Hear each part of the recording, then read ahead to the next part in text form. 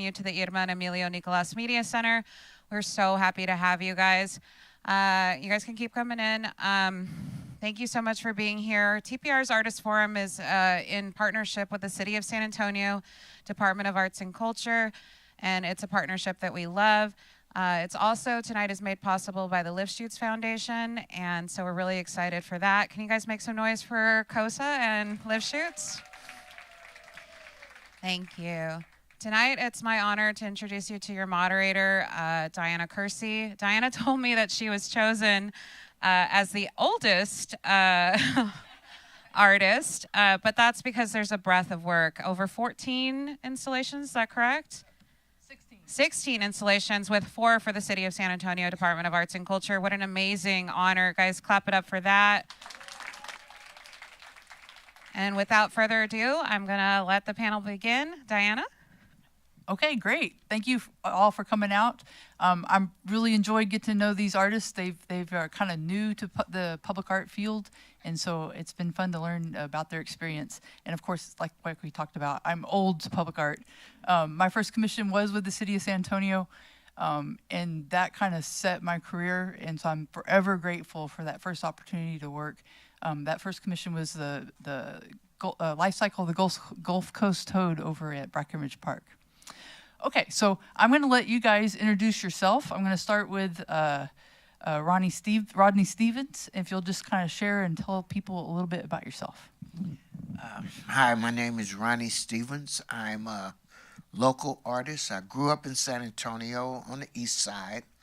I graduated from Brackenridge and went to California to go to school and what have you. And I moved back to San Antonio, and I've been blessed to work with the City of San Antonio, the Arts Department, San Antonio Ethnic Arts Society, Giver Street Studio, and a plethora of other artists. Thank you. Welcome. All right, so next up, we've got Angela Weddle. Hi, yes, I'm Angela Weddle, and I am originally from New Orleans, but I've been living in San Antonio for 16 years, and I'm very happy to have been in San Antonio all of these years, and I have exhibited work locally here in San Antonio for that whole time, nationally and internationally exhibited art. I'm also a poet and writer, and this is I'm working on my first public art commission now, and I'm very excited to do so, and it's been a great experience so far. Perfect. Thank you so much. Okay, and then next up we got Ashley Perez. I'm Ashley Perez. I am the Arts Ambassador for the San Antonio River Foundation. Previous to that, I was the Visual Arts Director at SAC for 15 years. Currently, I'm also on the City of San Antonio's Arts Commission, so I represent District 3, where I've lived all my life. I'm also a part of their public art committee, and so I'm really invested in our conversation tonight. Okay, great. So good to have you guys here. Okay, so I have a few questions for you guys, but first I want to start out and just talk about the city's public art program and explain a little to everybody about what it means to be pre-qualified. And the reason why we're doing this forum today mostly is because the pre-qualified public art list is now open.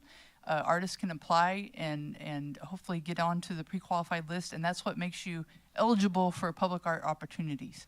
And so I understand that I think the list closes on July 24th, and then it will go in front of a public art committee that will review the list, and then you'd be chosen to be on the pre-qual list. And what that means is you'd be on that list for 6 years, and you're eligible to then be maybe chosen as part of a group where then you would then make a proposal for a public art project. So after we have our little forum, we'll have a Q&A, and so if you have questions, we can answer them. And then there's also members of the city here that can provide answers if we provide incorrect ones. Oh, ha! Okay, so I'm going to start out. I'm going to start with Rodney, and I'm going to ask you, what made you decide to apply for the city's public art pre-qual list? Well, it was during the pandemic or prior to the pandemic, and there were several projects that were done. I grew up on the east side. I live on the east side, and I was concerned that they were getting artists from other parts of the city as opposed to the east side of San Antonio. There were a plethora of artists there, and I just made it known that they could look within as opposed to going outside of the community. So I applied, and it led to what's happening now. So you complained, and they said you should apply to get on the list, and so you did? I didn't want to say that, but that's actually what happened. I said, you guys are sending all of these people from all over the city when we have artists right here. So they said, well, then why don't you apply? So I did, and it was a blessing, and I was able to share the experience with other local artists and show them how to apply. Perfect. Okay, thank you. All right, Angela. So I was encouraged by a fellow C's member and past president, Barbara Felix, to apply. But outside of that, I think at the time before I applied that I thought maybe it was going to be a difficult process, and I was nervous about applying. And then when I did, it wasn't that difficult of a process, and it's definitely been a blessing to do. Awesome. Okay, Ashley, tell us your experience. So being an educator, I'm always like, apply to this and do this, and I'm always trying to like throw things out in them.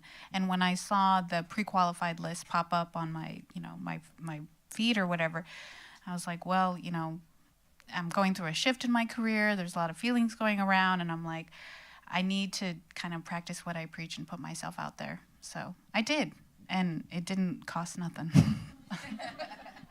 Good point. Okay.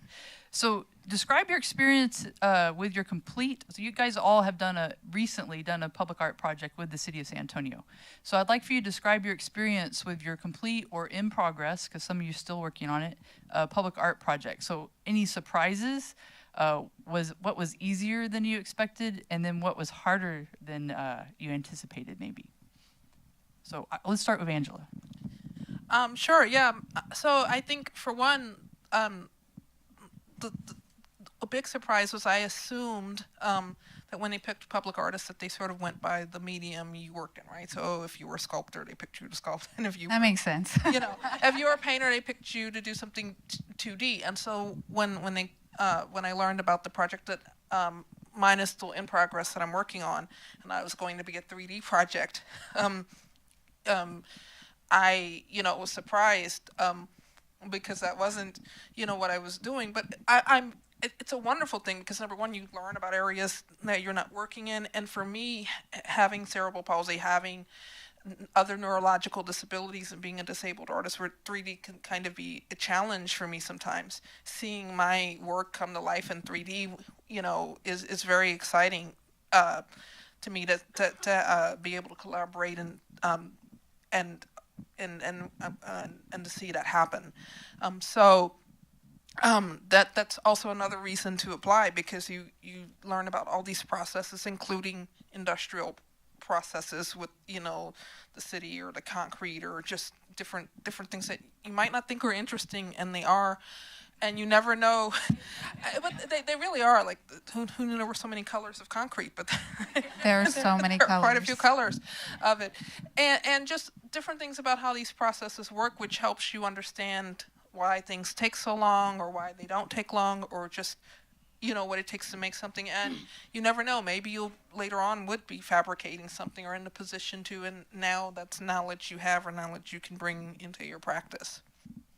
Good point. So with a public art project comes a budget and the ability to do things that you really couldn't do on your own in your studio. And I've definitely grown as an artist because of those opportunities. So good point.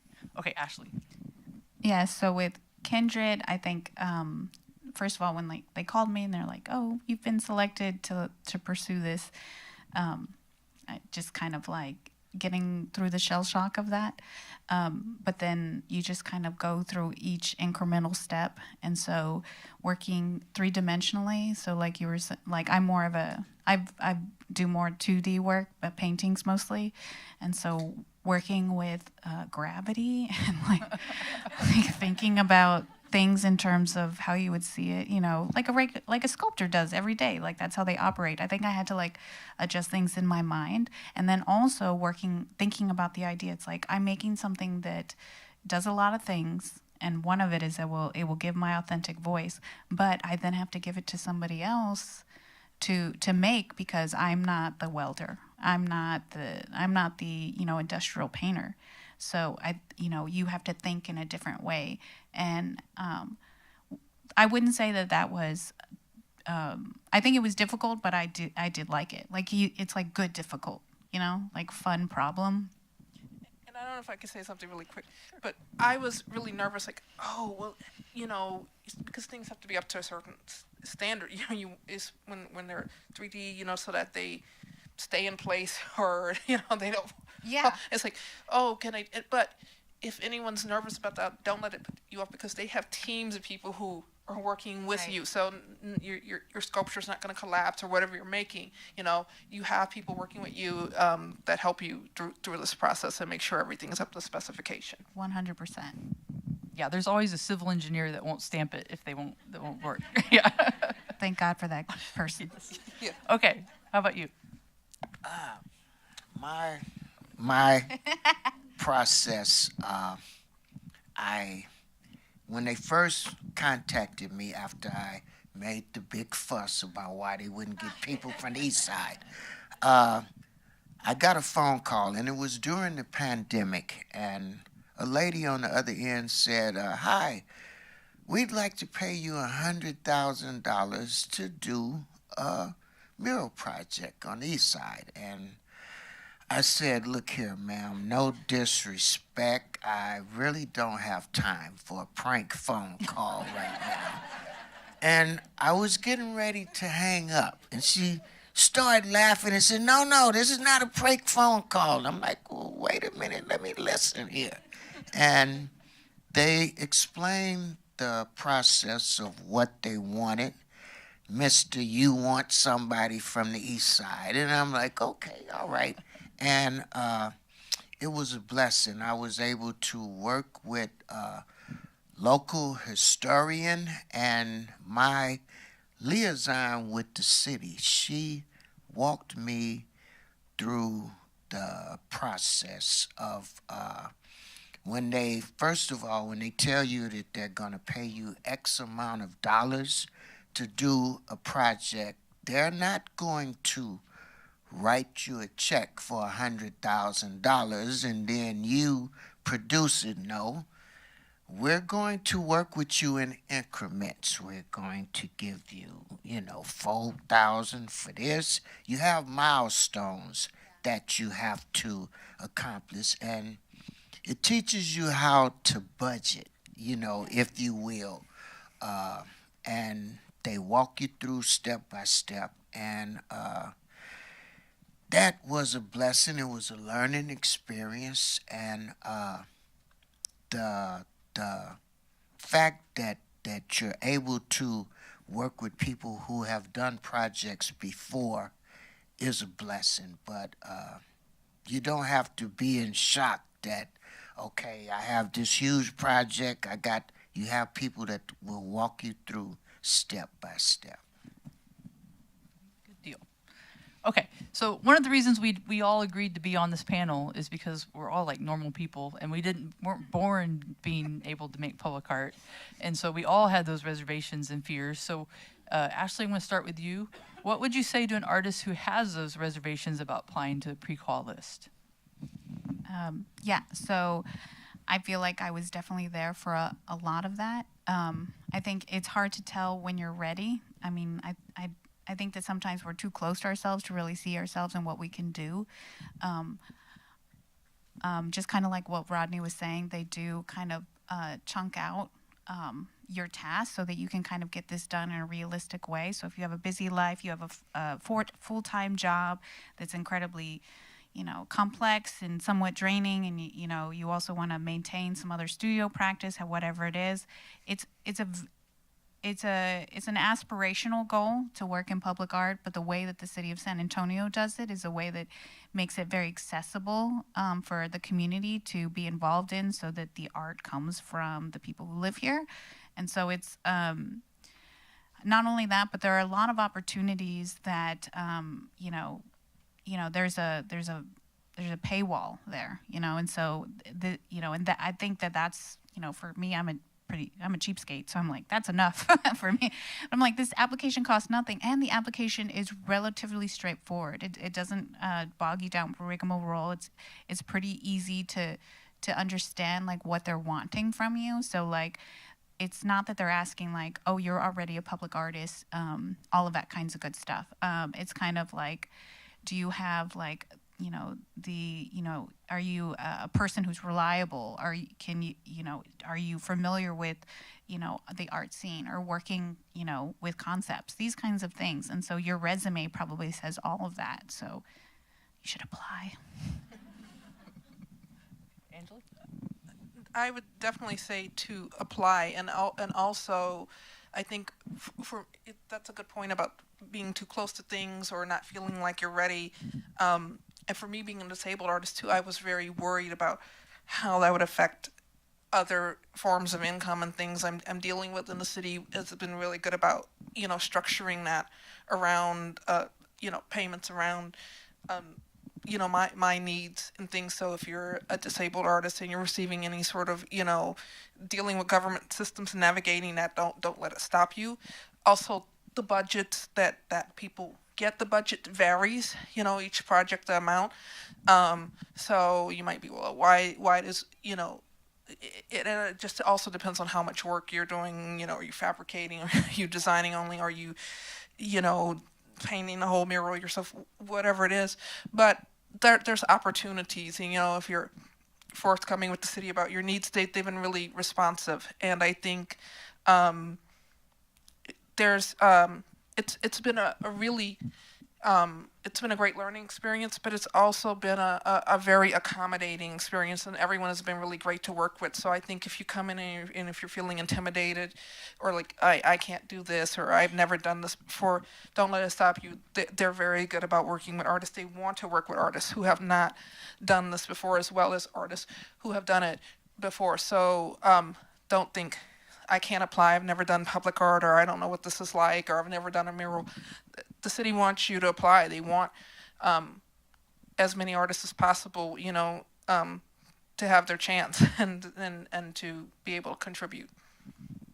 Well, and I would also add that if a diversity of artists represents a diversity in our city, and that we need outside voices. We don't need the same people making the same art all the time, that everybody has something unique to say. Which leads us to someone who wants more art on the east side.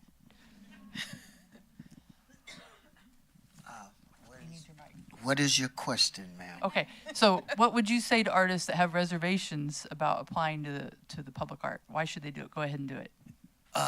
First of all,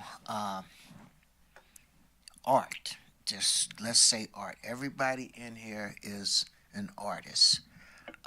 Number one, as a visual artist, in order to have your work seen, you have to have it out there. Nobody's going to see your work up under your bed if you only show it to your grandmother or your uncle or your cousin. You have to show it to people. So, with that being said, don't be intimidated by well, I've only been doing it for 5 years, or I do it after I get off of work. Say, for instance, you're an artist. You're an artist, I'm an artist, you're an artist. We are not in competition with each other. The only people that we're in competition with is ourselves. You're in competition with yourself to be better today than you were yesterday. So don't be intimidated like this is Michelangelo and this looks like whomever. One step at a time. Get your work out there. Show this is what I do. And that begins the process of the next step. You have to get it seen. Yeah, and I would add, you're just applying for to be on the list. You're not applying. You're not going to get a public art project right away, and so you can just like scare yourself into that first step, and then maybe something will happen from that, right? Okay, so I want to bring up that the pre-qual list isn't just for people who want to make public art. It's also available, and we want people to apply that may be doing like vendors that can repair public art. They have a curator now for the city that documents all the art that the city owns and goes out and monitors it, makes sure that it might need a little repairing. So they need vendors to be able to do that.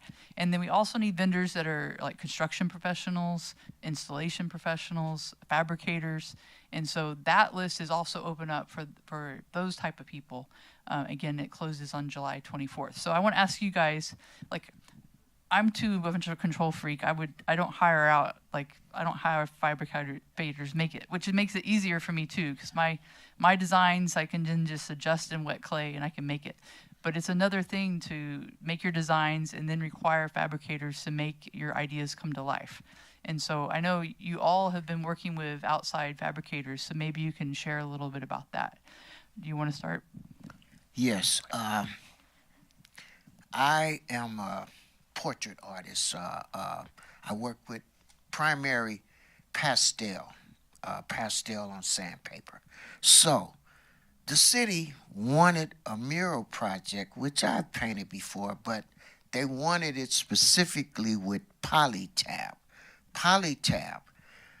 What polytab is, say for instance you pass by a wall today and the wall is blank, and you go back a week later and it's a full-blown mural. The Julius Erving, the Kevin Hart, and the Joe Frazier mural were done in Philadelphia with polytab. Polytab is in the comfort of your studio. You paint on parachute material.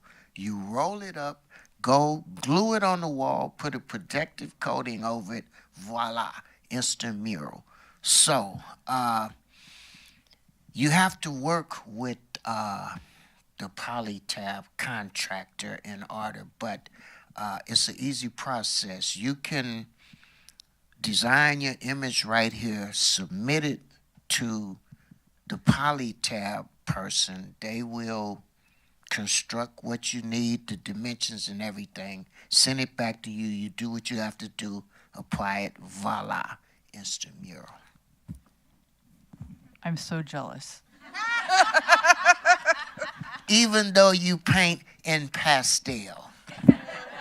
Okay, as someone who just moved about 800 pounds of clay today. All right. Okay, what have you done with vendors, outside vendors? So I'm still in the process of the finalizing of the design phase of my pieces, which are mosaic benches and concrete engraving. But we're in talks with concrete companies where we're talking about the process of how the engravings are done, how colors, placement, what thicknesses the things can be, the machinery, how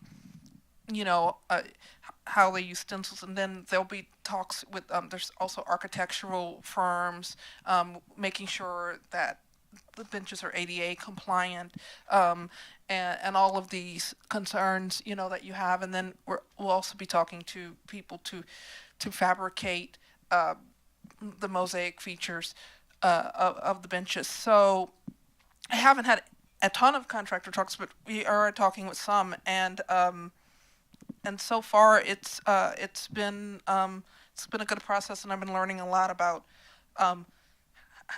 what I need, translating my designs into the real world into not just 3D, but into something actually functional and practical physically, and working with others to make sure everything can function in a real environment that people are going to use every day.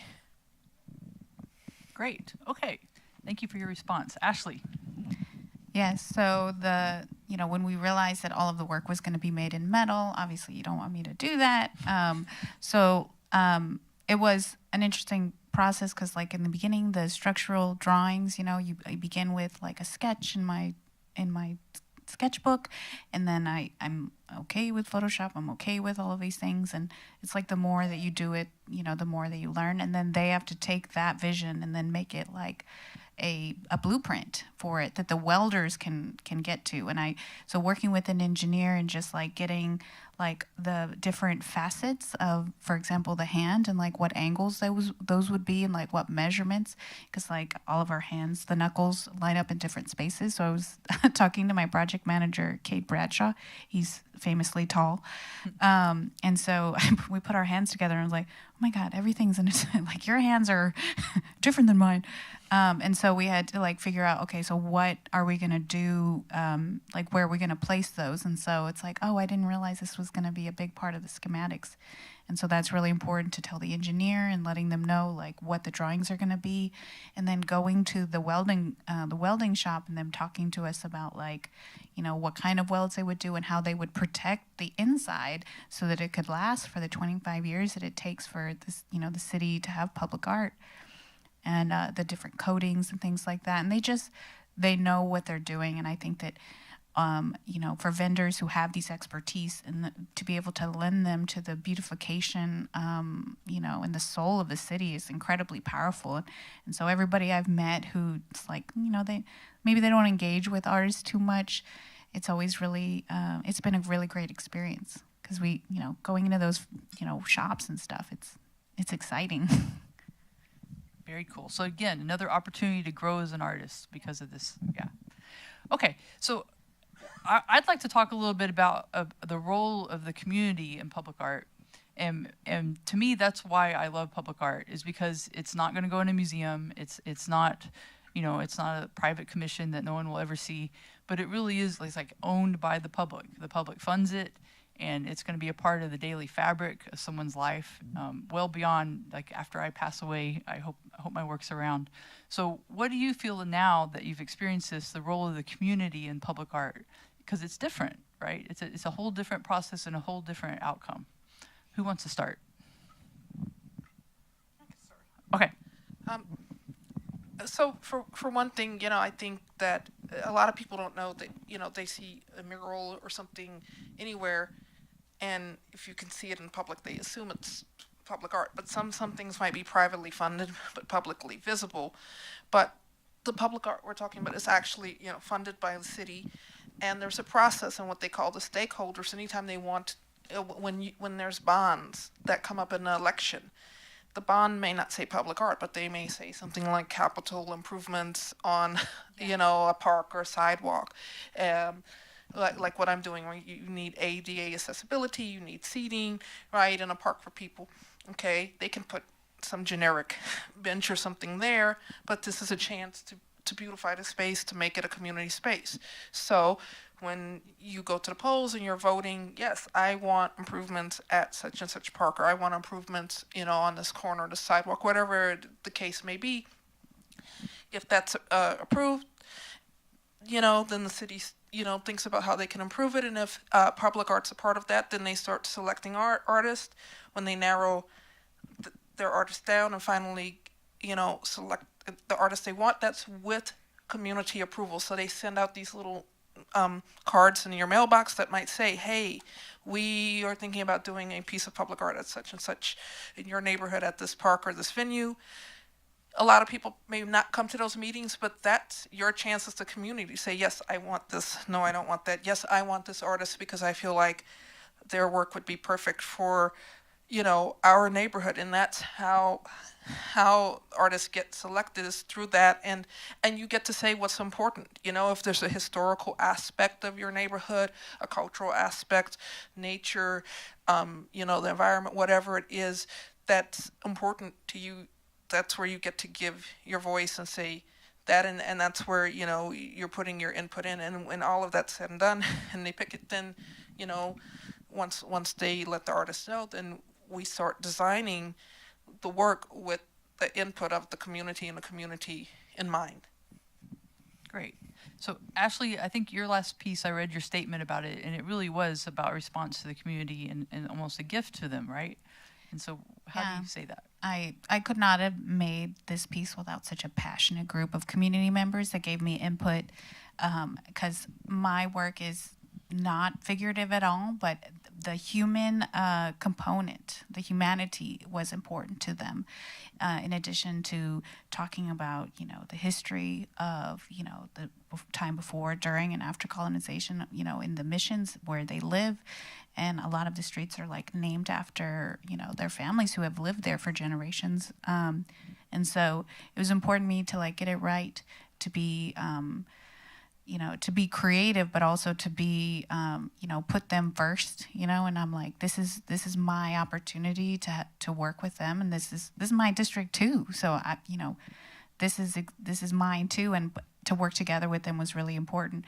And so their input, you know, directly affected the work that I made. So like, for example, the doing the hands overall was, you know, inspired by Mr. Vincent Huizar, who's a direct descendant of Pedro Huizar, who's a stonemason who carved the rose window at San Jose Mission, the queen of the missions. And just understanding like it's about how generations share from one to the next, you know. And so I really appreciated that, and that affected me so deeply, and I had to incorporate that into my work. And I was able to find a nice balance between, you know, the passions and the considerations of the community, and then what I could add to it, and it just melded so well. And then like going to the coffee shop nearby, and then we're like talking about it, and then other community members coming by and seeing it, how it progressed, and like knowing that we were together in the making of it made it incredibly special, and something that like elevated the entire process overall. There were definitely revisions, and I think a lot of artists, we hold our art really close to us, and you know, but the revisions and their input and their suggestions made everything better. And so keeping an open heart is a big part of it. Again, another learning opportunity, but definitely something to where if they didn't express themselves and the need that they need, you know, to see every day, then it wouldn't have come out the way it did. Yeah, I think that's really well spoken. To me, the best public art projects really do feel like you're working in collaboration with the people who are going to like live with it every day. So good job. I'm going to go ahead and go to Ronney real quick. Go ahead.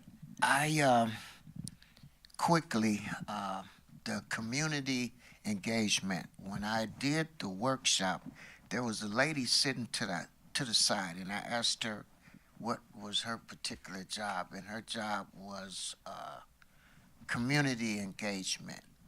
Say, for instance, the project requires a blue dolphin in the community.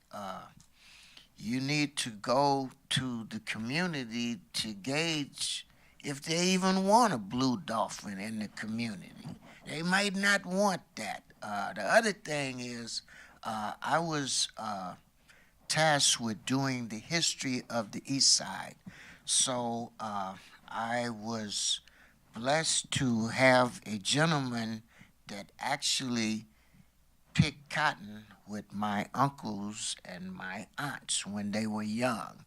And he was the local historian of the East Side. So I was able to get photographs and a history of the East Side of San Antonio to choose what I would use. Then you have the other situation. After you pick what you're going to use to complete the project, Well, you didn't include the pastors. You didn't include this person. Well, look, the building is only so large. Yeah, if you want me to include this person, why don't you donate a building? Yeah. Oh my God. You know, then there's another part. As I said, I am a pastel portrait artist, so I was going to do a mural. When you had the public forum, there was one lady that wanted to know, well, pastel, from my understanding, is drawing. Do you even know how to paint? So I That's had crazy. to paint a small snippet of what it would look like when I did paint. And I had to do it respectfully so that there's not too... Yeah, you gotta prove yourself. Yeah. Anyway, community engagement is important. I'll leave it at that. Yeah, some people, some artists do one public art project and they say, thank you very much, I'm never doing this again. Going back to their studio. So, it's definitely the art world has a lot of niches, and this is one niche, so it's either for you or not.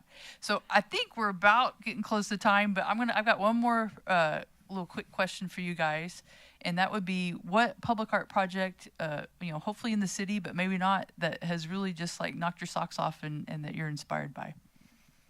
Okay, I you know got one. So at Hardburger Park, there's Golden Age by Ann Wallace.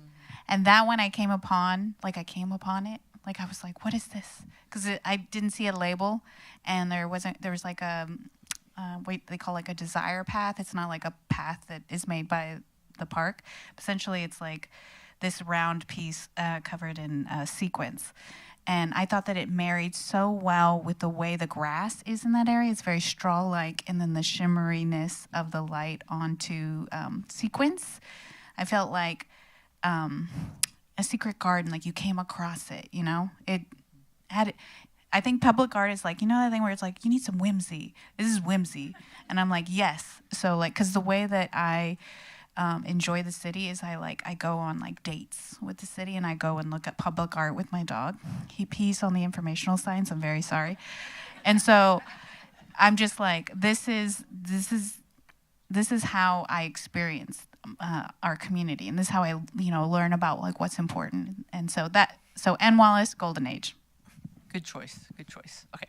So I have to say, because I'm designing mosaic benches at Miller's Pond Park, I spent a lot of time looking at your art. Oh yeah. And any and many other pieces of mosaics around the city that many artists, and not just that. I mean, there's so much fabulous public art. And I did want to say really quickly about the previous question too, as far as how things get picked. Being a disabled person, and when this design is also partially to increase accessibility, that also factors in. So I'm designing it with accessibility in mind. And as somebody who loves the art that James Hendricks has done for many bus stop benches and many other artists, but also as a person who can't drive and is routinely sitting on hot benches that burn me, there's no real way to make them cool. But I arrived at mosaics because it's something that's going to be less heat intensive than metal or some other materials, and we want it to last. And wood, has its own problems. So I spent a lot of time looking at functional public art, and looking at it, and there's so many great pieces, including by Mary Agnes Rodriguez. There's many, and even though my piece is not at a bus stop, I'm looking at how things are placed in the environment, how they're going to be used, how can they be made more accessible for a person like myself who is an ambulatory wheelchair user, depending on the situation. How can they fit in and allow people to share the space in the community. Okay, excellent. You got one that's your favorite? My favorite is all of the art in San Antonio, meaning I do art shows in other cities. I was a delivery driver, so I delivered liquor to Austin, and I have a chance to look at art from California to New Orleans, all the way back to San Antonio. And the thing that I like best about the art in San Antonio is that public art chooses to use artists that are local, as opposed to nothing against Argentina, but having a artist from Argentina come in. And why can't not just the East Side, just San Antonio, period? It's a beautiful thing that they open it up to local artists to submit for projects.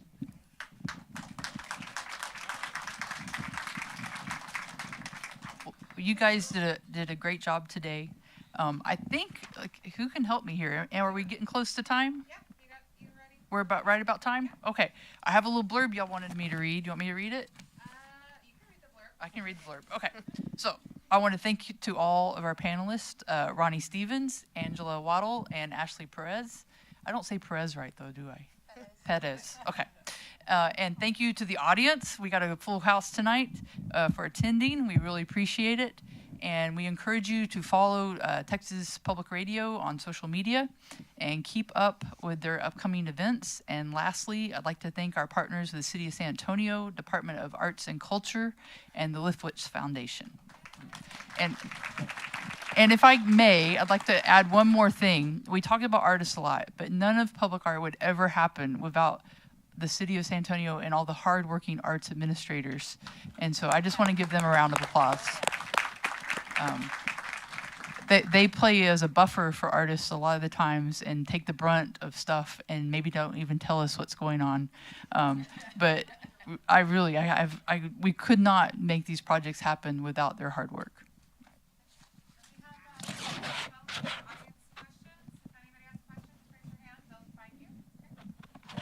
Yes. Who gets to choose from the public artists besides the city? Does River Authority or River Foundation, or can Texas Public Radio say, I want to look at that list?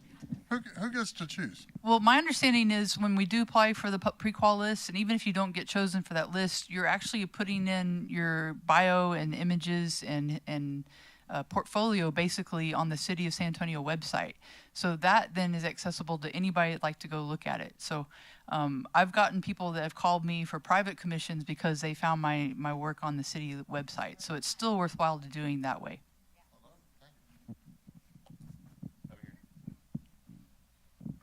Hello.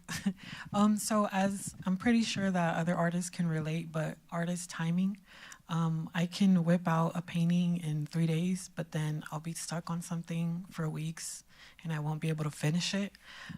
What has y'all's experience been with that, like the artist timing, and if that's even a problem that y'all face as an artist? So specifically, like I can't say that I've ever worked on a project for 4 years, which is what the project Kindred was for 4 years. And I was talking to my project manager and I was just like, I'm feeling a little love loss. I'm like, I want to make decisions about this, but I'm like sick of thinking about it.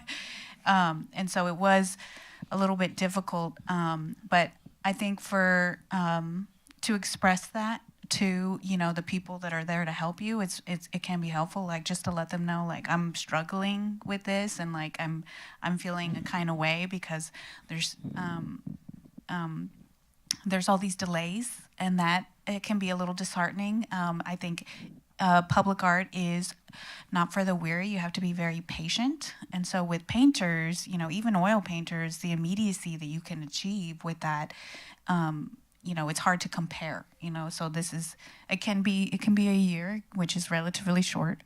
But, you know, there are forces outside of their control. And so I think a lot of like empathy for the people who are doing the work and just saying that out loud, that it, you know, I'm feeling this way, and then to share with them, they kind of like, they take that seriously, because I think they they've seen it before. So they help you in all those different ways.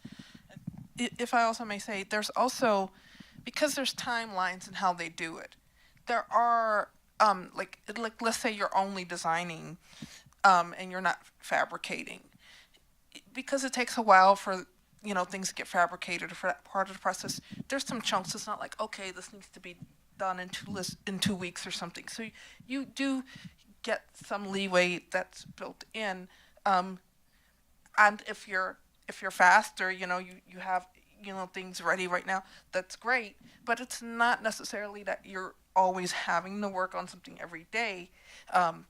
You have your objectives when you first, like Ronney said, like that they tell you, these periods, that it's not just when you might get paid, but also, these milestones, right? So milestone, whatever is designed, and milestone 2 and milestone 3. So you kind of already have a sense of how much time you have.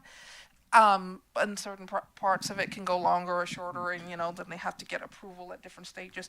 But that kind of helps you, because it gives you kind of this expectation that you can kind of get your brain in gear and know when you have time. But it's also good to communicate, because also you might get sick, anything could happen, and you might need a little bit extra time. They're pretty good about saying we can meet next week instead of this week, or if you have a death in your family or whatever it is. And so you're not going in blind where it's just like, okay, this is going to be ready in 2 years, and you have no timeline.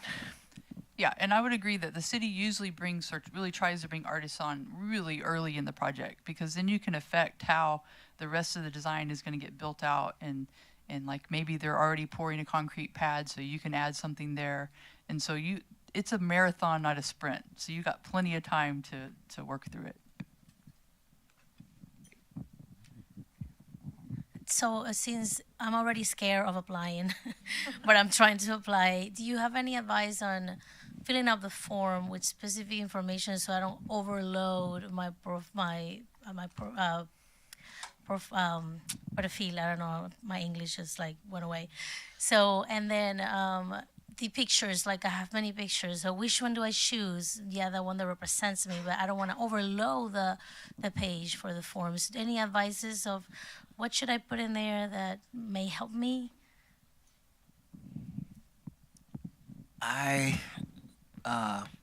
When I was submitting the type of work that I do, they have specific questions like, what is your genre? Are you an oil painter?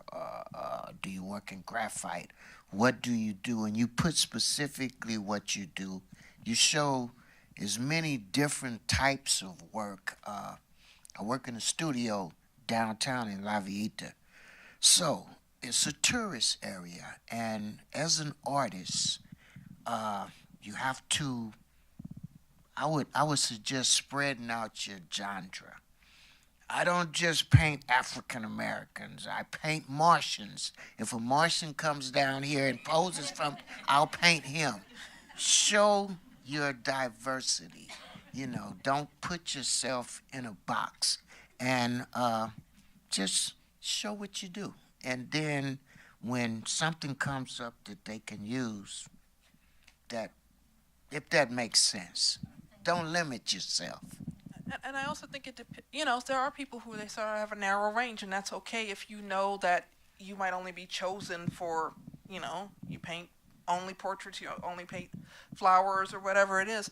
In my case, I put some things that weren't even necessarily pieces that were exhibited in shows or finished. So I had finished drawings and paintings. I also had things out of sketchbooks, and some of those pieces were what helped me get chosen for this project, because I had everything ranging from cityscapes, landscapes, nature, animals, digital art. My art involves, I'm sure there were some people in my art, though I'm not exclusively a portrait painter. And, but all of those things, and I work in drawing, I work in digital, I work in painting, I work in a lot of different mediums. So I don't know if I overloaded it or not, but I put in quite a few things because I know that I did not know what if I would get chosen for a project at all and then what it would be. But if you think that you might want to do a variety of projects or, then you want to show that diversity in your work, because if you only put, one subject matter, they're looking for somebody who can do another subject, and you're like, darn, I could have done that. Well, that you need to show that, you can do it. And check out the city website, because there's a ton of artists on there who already have their portfolios up, so you can use that kind of a cheat sheet. I do that all the time. I'm like going shopping for artists. It's like, oh, what do I want today? And so I've been a panelist for the pre-qualified list. So I was like looking at applications, and so it was so fun. And so I knew what the qualifications would be for like what we were looking for. And so I would say like everything that they've said is entirely correct. If you're nervous about it, something I learned a little later in the game that I like to admit is like have somebody else look at your answers and make sure that you've answered the question specifically. Not, that sounds like an obvious thing to say, but like it's a very I think doing art, it requires you to be very open and raw. And so like share it with a friend who is aggressively helpful. Do in whatever way you need to do, because they're going to help you. And also they don't want it to be long. It's like only 250 words or something. That's very short. And it's not that many of the questions, and ideally it's you'll know how to answer them. Like, what kind of art do you do? That kind of thing. How do you work in a group? That kind of stuff.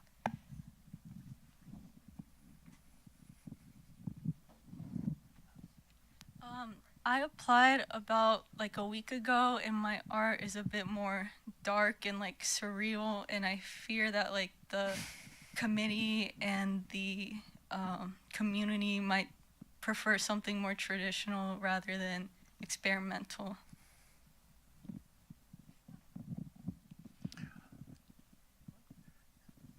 Don't worry about that. That's right. That's it. Don't worry about that. Okay, you think that your work is dark and surreal. Guess what? There are people that like dark and surreal art. Let's go. Don't worry about that. And I would also add, I get rejection letters all the time about everything. So, but by doing these applications, I get better and better applications, and I can use parts of what I did for one application that I got rejected for and put it into another. And so it's just a part of the process. I love doing that. I have a whole file folder of rejection letters, and it's kind of like a badge of honor as an artist. So don't worry about it. You're right. Hi, I'm Charles with the City's Office of Historic Preservation. And thank you all for your participation in this panel. We've got lots of great information here, and I hope we get lots of people to take you up on the advice. I have a question about the process. Once you've completed the work, I know this only applies to a couple of you, but what is it like to work with the city after the work is complete? I think many of us heard about something that happened in Dallas with the World Cup coming to town, and a muralist had his work painted over and is now going to court about that. What is the relationship over time, either to repair or maintain or update the completed artwork with the city? I can speak on when you do the application in the process of when you complete the work, there is a part at the end of the contract that says in the event that it needs to be maintained, what materials did you use, where do you get the materials? God forbid, say for instance you do the project and you croak next week.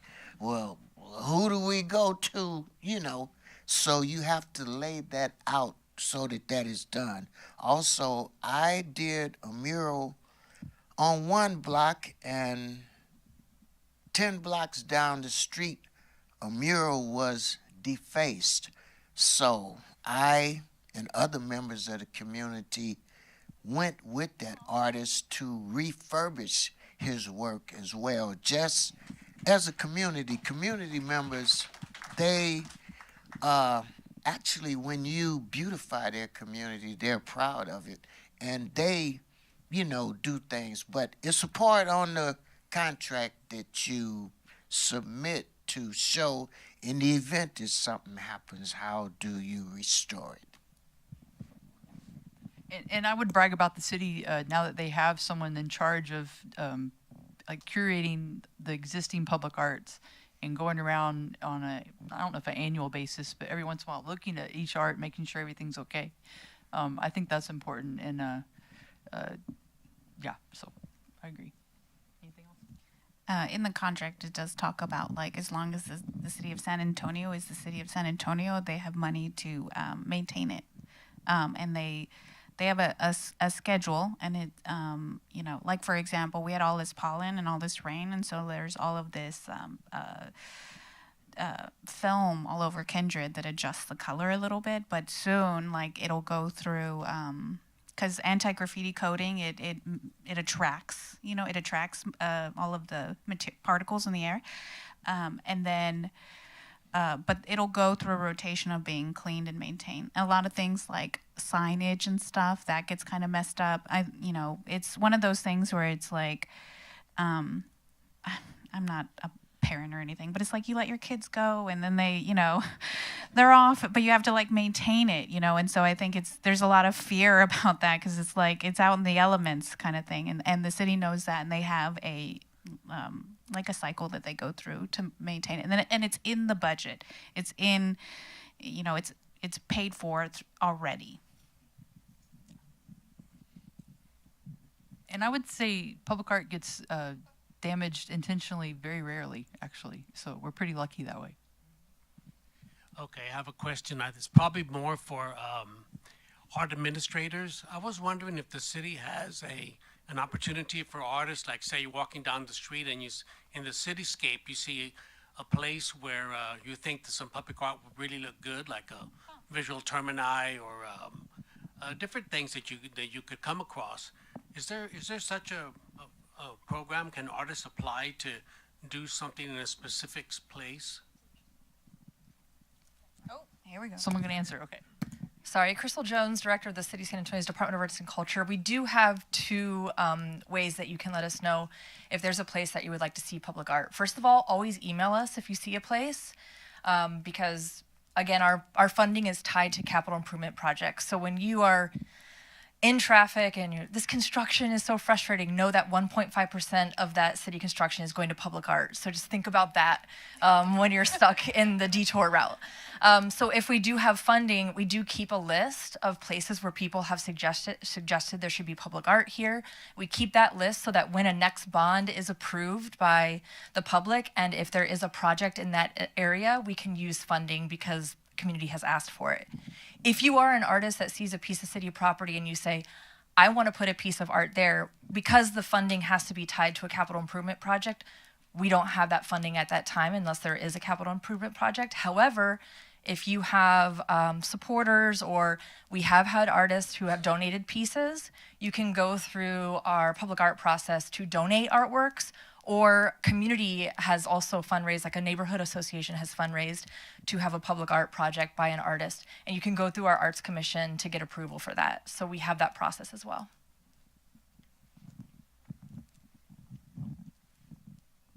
And we are committed to maintaining our public art for well till we're gone. And the mural in Dallas was actually on a private property. So I wanted to just make sure that we're focused on that. We are working on public property, and that's important because as the city of San Antonio who owns it, that means that there's protections for artwork. Yet another reason. Hello, my name's Caitlin Morris, and I'm excited to be a pre-qualified San Antonio artist. Yeah. And my question is about the application process for once you get past that pre-qualified artist approval.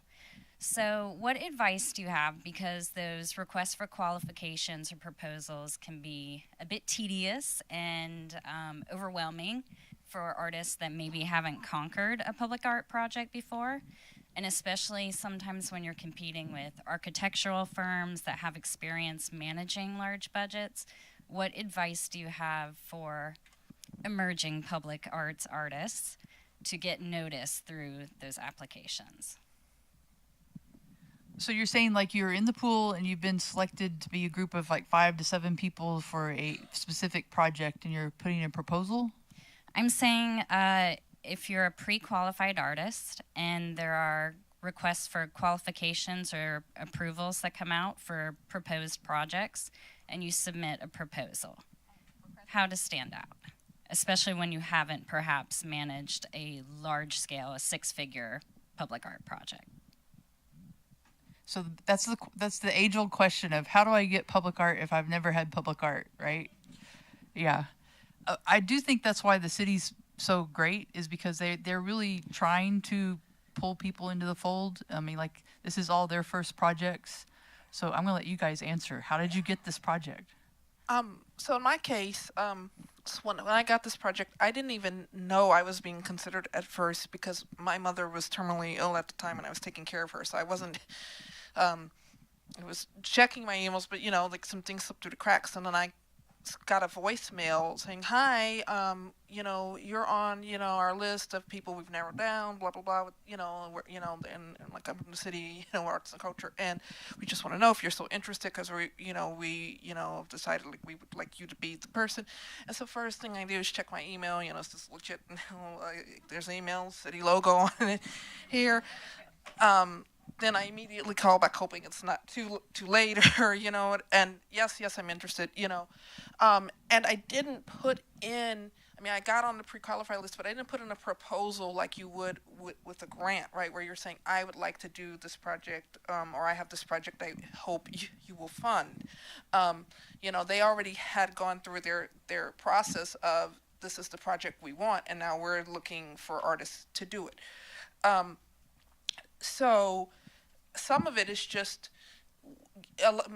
most of your battle is just what you just did. You got on the list, right? Because getting on the list, they're looking at that list when they do the meetings, which I've sat on myself, and they're picking artists, and we're looking at what does the project require, what type of project is it, you know, we're looking at the work. There are some artists who are not from San Antonio, but most of it are San Antonio artists, and either way we're looking at what you've submitted, your portfolio, which I think there's a spot to put your website on there also, you know,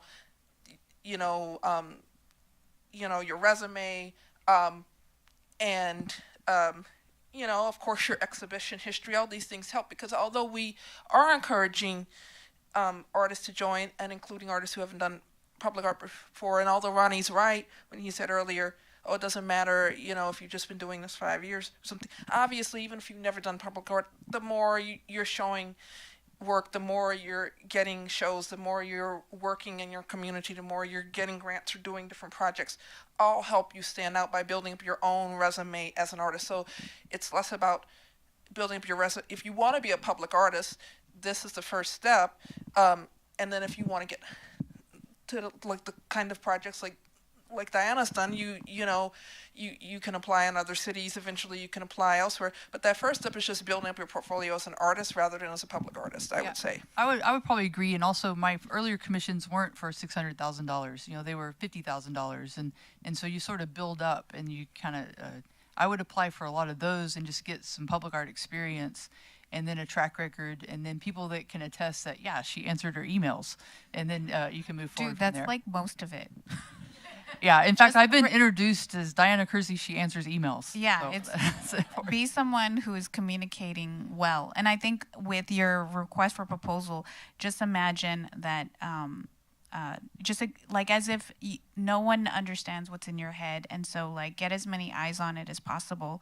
I think that especially like, you know, if they're asking you to do something 3D and you're a 2D person, like they'll ask you, what material might you use?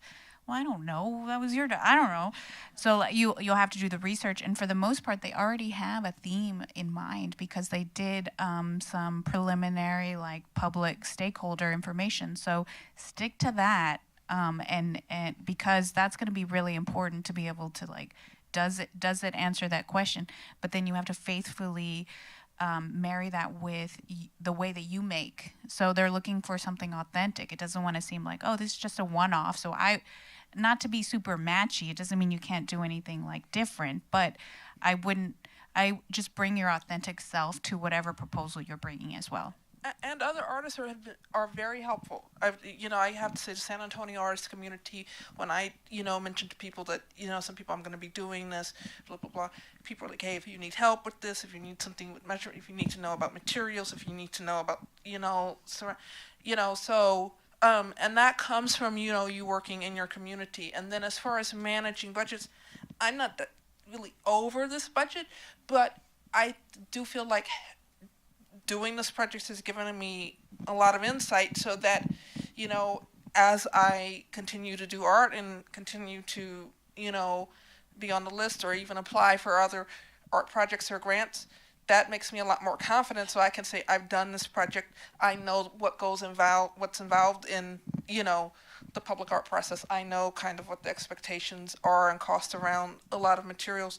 And that's all the things that help you learn to manage these budgets in the future. On that, I would say if there's an opportunity for you to be a panelist for the city of San Antonio, do it, because essentially you're taking notes.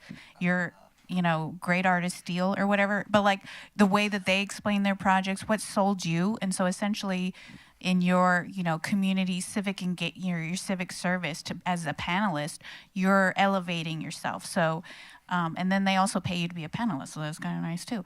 And so that is great homework, because then you'll be like, oh, well, how would I say that? And so, yeah, be a panelist.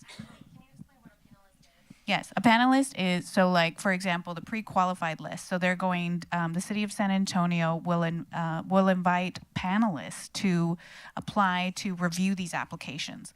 You have to have certain qualifications, and yes, you need to, they'll probably have to be an artist, and there'll be a series of questions, and then they'll invite you to be a panelist, and you might, you'll have applications that you'll review through their online portal, and there'll be a timeline for you to do it, and there'll be criteria, and it is a little bit of work, but again, it's pretty manageable, and ahead of time if you can do it or not, so you can always be like, oh, it turns out I can't do it. So these are things that like to watch out for on the City of San Antonio's website, or for me, it's always social media, so I'm just like grateful that it pops up, because I'm like, oh yeah, I definitely want to do that, because I'm nosy. I want to know what everybody's doing. So it's also if you're just like, ooh. And it's a great way to like educate yourself in like the art scene in San Antonio. It's kind of nice. Good. Yeah. Okay. Yay, we did it. Yay. Woohoo. Oh, can you turn away from love so great? Can you see I love you so? My heart can't wait. One tender touch would mean so much. It's just not right. Don't say goodnight.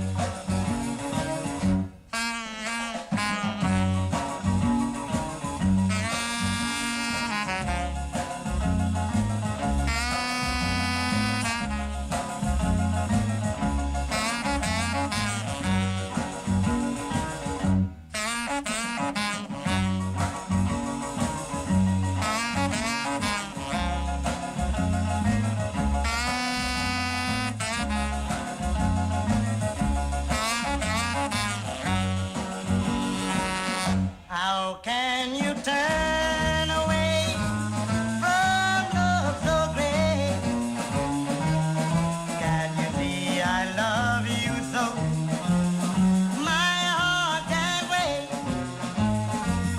One tender touch would mean so much.